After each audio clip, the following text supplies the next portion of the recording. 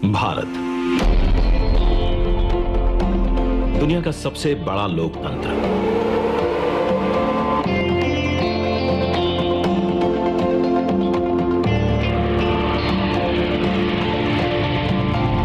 इस लोकतंत्र का मंदिर है संसद भवन, जहां होती है जन जन की आकांक्षाओं पर चर्चा और देश के भविष्य की दिशा तय।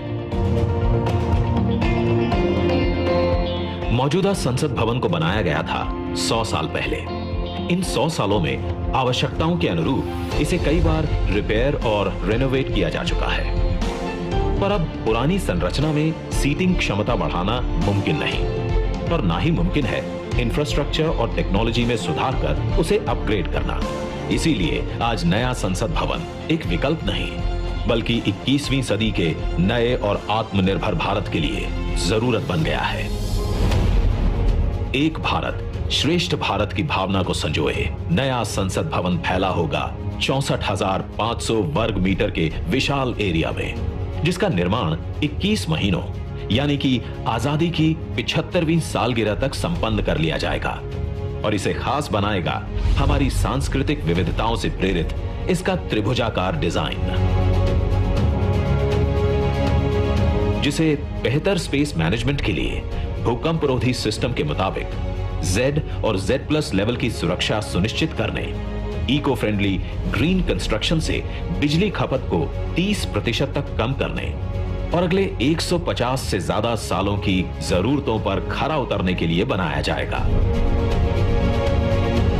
नए संसद भवन की कुल सीटिंग क्षमता पहले के मुकाबले 150% से भी अधिक होगी। मतलब अब लोकसभा कक्ष में 888, राज्यसभा कक्ष में 384, जबकि संयुक्त संसद अधिवेशन में 1272 सांसदों की सीटिंग क्षमता होगी। साथ ही डिजिटल इंटरफेस और आधुनिक सुविधाओं से युक्त होंगे सांसद कार्यालय, और लोकसभा और राज्यसभा हॉल होंगे हाई क्वालिटी ऑडियो वीडियो और हर एक डेस्क इलेक्ट्रॉनिक गैजेट से लैस। इसके अलावा यहां पर होगा भारत की भव्य विरासत को दर्शाता संविधान हॉल, पुस्तकालय, समिति कक्ष और भोजन क्षेत्र। मतलब कि नया संसद भवन होगा 130 करोड़ देशवासियों की आशाओं को नई बुलंदियां देने वाला, हमारे देश के मजबूत लोकतंत्र को नए आयाम देने वाला, क्षेत्रीय कला, कौशल और कारीगरी की अद्भुत झलकियों को अपने कण कण में समाने वाला, और विशाल स्पेस और चेंबर्स से कहीं बढ़कर हमारे देश के विराट लोकतांत्रिक लक्ष्यों को साकार करने वाला।